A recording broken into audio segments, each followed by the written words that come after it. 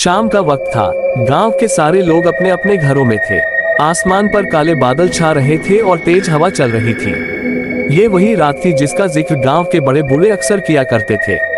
कहते हैं उस रात कुछ अजीबोगरीब हुआ था और हर कोई अब भी उस रात को याद करके सिहर उठता है। गांव के किनारे पर एक पुराना हवेली था।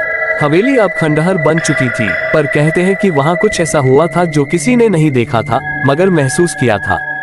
उस रात की बात है जब हवेली के पास से गुजरते हुए एक राहगीर ने कुछ अजीब आवाजें सुनी। पहले तो उसने ध्यान नहीं दिया, पर जैसे ही उसने अपनी नजरें हवेली की ओर मोड़ी, उसका दिल धक धक करने लगा। हवेली के अंदर से एक धीमी धीमी रोशनी आ रही थी जो पल पल मध्यम होती जा रही थी। राहगीर ने साहस जुटाया और हवेली की ओर बढ़ा। उसके कदम धीमे धीमे आगे बढ़ रहे थे और दिल की धड़कन तेज हो रही थी।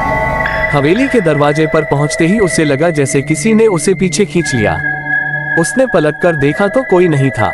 हवेली का दरवाजा आधा खुला था और अंदर से हल्की हल्की सिसकियों की आवाज आ रही थी। उसने हिम्मत करके दरवाजे को धकेला और अंदर चला गया। हवेली के अंदर का माहौल बहुत ही डरावना था।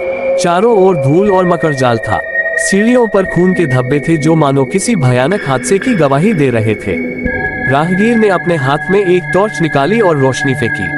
सामने की दीवार पर कुछ अजीबोगरीब चित्र बने हुए थे जो देखकर किसी का भी कलेजा कांप जाए। जैसे ही वह सीढ़ियों पर चढ़ने लगा, एक ठंडी हवा का झोंका आया और उसके कानों में किसी के फुसफुसाने की आवाज आई। भाग जा, यहाँ से भाग जा। राहगीर ने अपने कदम और तेज कर दिए। उसने सोचा शायद हवेली में कोई फंसा हुआ है और उसे मदद की जरूरत है। सीढ़ियां चढ़ते ही वह एक कमरे में पहुंचा जहां का नजारा और भी डरावना था।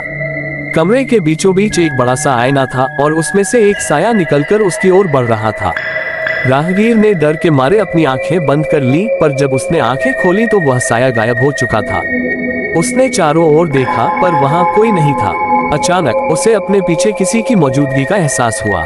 उसने पलटकर देखा तो एक औरत का भूतिया चेहरा उसके सामने था। आंखें लाल, बाल बिखरे हुए और चेहरा सफेद, जैसे किसी ने उसे खून से धो दिया हो। राहगीर की चीख निकल गई, पर उस चीख का वहां कोई असर नहीं हुआ। उस औरत ने धीमी आवाज में कहा, तुमने मेरी नींद क्यों तोड़ी? मैं यहाँ सदियों से सो रही थी। अब तुम भी यहाँ से बाहर नहीं जा पाओगे। राहगीर को समझ में आ चुका था कि वह अब इस हवेली में कैद हो चुका है। उसने बाहर भागने की कोशिश की पर हर दरवाजा बंद हो चुका था। वह हवेली में ही भटकता रहा पर उसे बाहर निकलने का कोई रास्ता नहीं मिला। कहते हैं उस रात के बाद से वह राहगीर कभी वापस नहीं आया। गांव के लोग कहते हैं हवेली के पास से गुजरते वक्त उन्हें अब भी उस राहगीर की सिसकियों की आवाज सुनाई देती है।